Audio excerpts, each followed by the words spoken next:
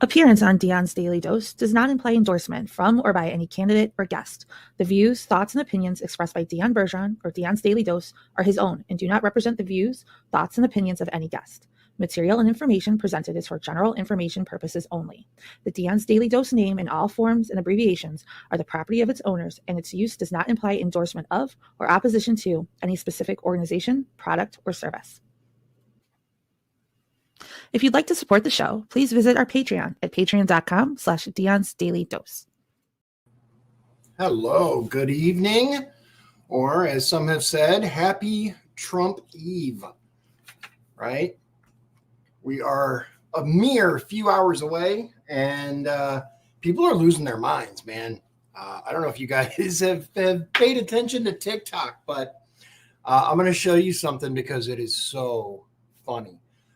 If you actually log into TikTok, you'll see I have it for the show, right? I didn't really worry about TikTok very much, but a year or so ago, the wife's like, you really got to do this, da, da, da, da. So I put it on TikTok. Anyway, a whole bunch of people have reported TikTok was shut down as of yesterday. Well, it is now back up. And this is a direct copy of my screen here when I logged in, and it says, welcome back. Thanks for your patience and support.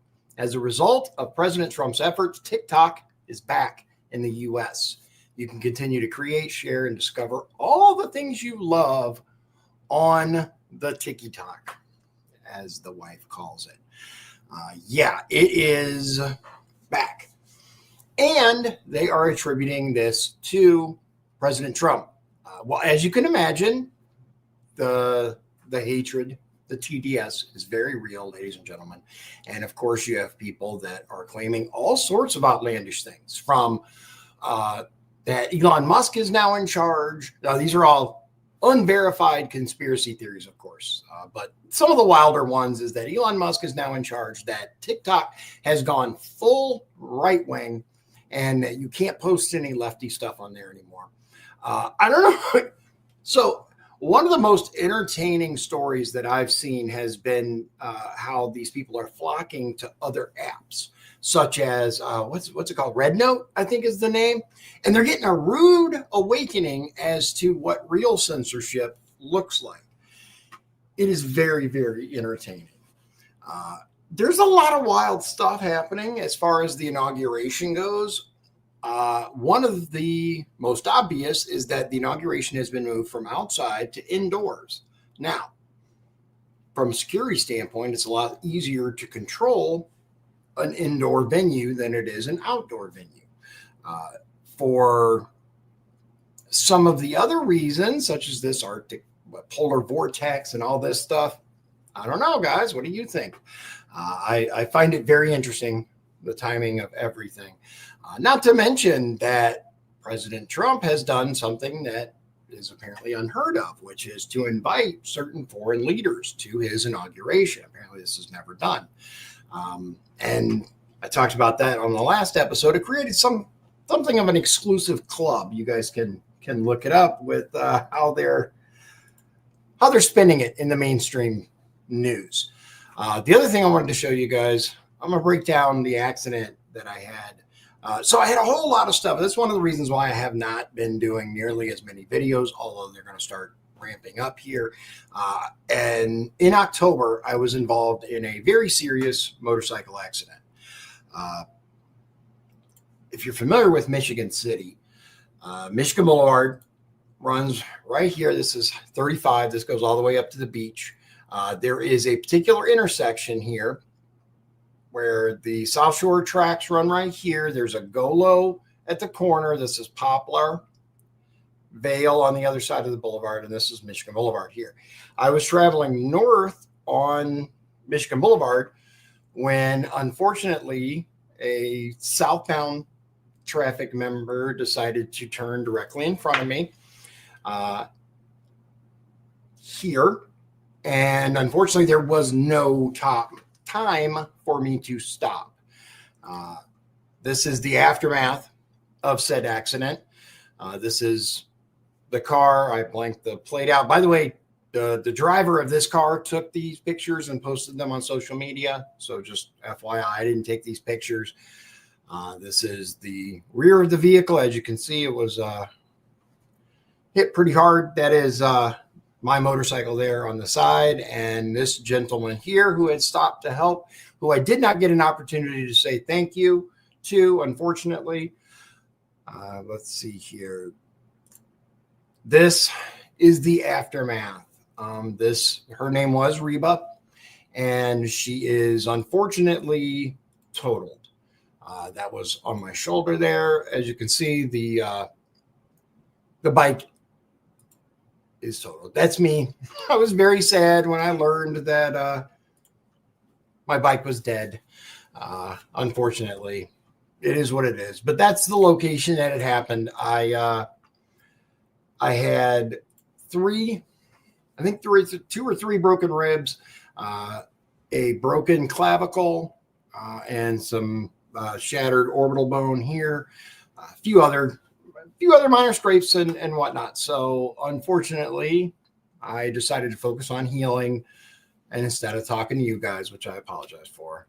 But the wife insisted. She wouldn't let me do anything for the first month. At least she's like, nope, you're gonna do what the doctor said, which is sit there, prop that arm up, etc. She was very adamant about it. So I decided to listen to the wife and take some time, let it heal properly. It's getting there. It's not all the way yet, but it is definitely better than it was, and it is getting there. I don't know about you guys, but I am super, super excited for inauguration tomorrow. So there are some interesting things that are occurring with, like I said, we've seen some odd stuff happening in the last few years. One of the things that's happening apparently is Trump's already flying in something that looks remarkably like Air Force One, even though he's not supposed to be inaugurated until tomorrow. That's interesting. Apparently so the wife and I had actually just watched I think it was like a news special or something. Basically, it's what happens at the White House during Inauguration Day. How do they prepare the White House for one president to another? And it was actually very interesting. It's the team that actually works at the White House, and they hustle, man. They hustle. They have approximately 6 hours to completely clear out the stuff from the former first family and completely move in the stuff from the new incoming first family. It was very interesting. I found it fascinating. Excuse me. You guys should look it up. It's very, very interesting. Now, my question is why do we already have apparently trucks at, here we go. This is the one that I was looking for. Let me show you guys this and you tell me what you think. There we go. All right. So it says here, now this is Matt Wallace, which has an on again, off again history with facts, but it says the Penske truck I saw try to get through the police barricade last night is now parked in front of the White House. And there's a lot more that, let's just say, are really, really interesting. I also saw this, which I find very interesting. This is leading report, and it says breaking. Federal prosecutors offered Jeffrey Epstein, remember that name, a sweetheart plea deal in exchange for incriminating information that would lead to President Trump's impeachment, Epstein's cellmate alleges. Quote, he says, but the government told me I don't have to prove what I say about Trump as long as Trump's people can't disprove it, Tartaglione said, adding that Epstein considered, quote, making stuff up to save his skin. And Jason Springer says the media isn't silent on child sex trafficking because of the children. It's because of who the customers are. And I firmly, firmly believe that. This is guys, we know what's happening, and you guys, the mainstream media can call us conspiracy theorists all they want. Where's that? I saw on there was a time with person of the year conspiracy theorist, right? He's got the tinfoil hat on, and hard to argue with that logic, considering I need new ones, man. All the old ones are coming through. All the old ones are coming true, guys. So that's it. I got a lot of stuff that I'm doing. Got this whole motorcycle accident. Plus, as you guys may or may not know, my mother-in-law passed shortly before the motorcycle accident, and then my grandmother actually passed last month. So right before Christmas, yay! So we have a lot of kind of behind the scenes stuff to take care of. So it's not going to be quite as frequent as it was, but I am ramping up the show again. I'm still, guys, if you know an editor that really just wants to help me, a video editor, that's really where the holdup is. I'm still trying to learn. If you guys are not familiar with it, it's called DaVinci Resolve. I guess it's the best free video editor out there. And I'm still trying to learn it. I never was much on the editing aspect of it, but I'm picking it up as I go. And I'm hoping that sometime within the next couple of weeks, along with the other stuff that I have to do, that I'm going to get in and learn this stuff a little better. There's one of the problems with the app isn't even with the app. It's with my limited knowledge, because it's capable. It's such a powerful program, man. You can do all kinds of stuff with it. If you guys are just now dipping your toe into video editing and you're not familiar with it, I highly recommend you look it up. It's an incredible program. Unfortunately, it's just has so much that you can do in it. There's so many menus, there's so many options, so many things you can learn. So I just have to learn it. I gotta just knuckle down and learn it, and then I can improve the quality of stuff that I'm doing for you guys, girls, and everything in between, right? Because it's 2025 and allegedly that exists. I don't know. I guess I'm still pretty old fashioned. I tend to get a little confused when what's the Tom McDonald song with a beard and some breasts? You mix those two, and I tend to get a little confused, man. That's just, I think, pretty natural for my generation. So I think we're going to have a very, very interesting 2025. I suspect that a whole lot is going to continue to come out.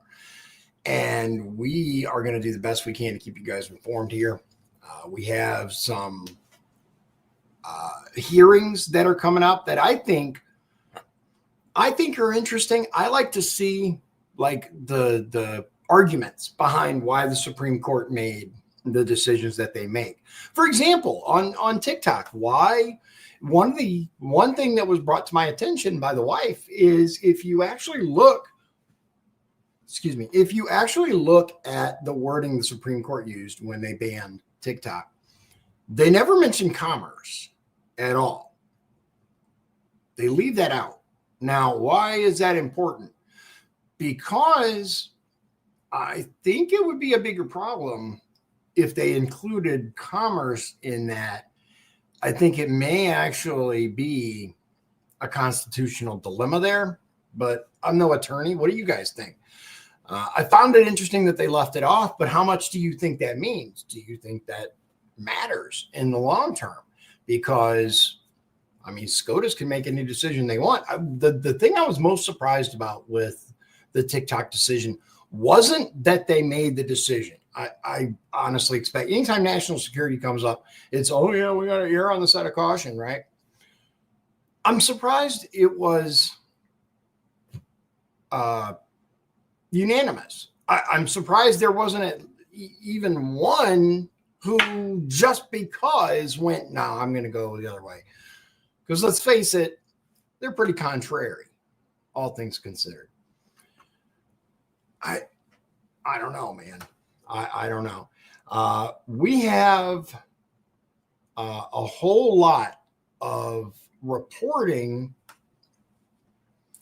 that is being done about cities and municipalities around the United States that are gearing up for mass deportation.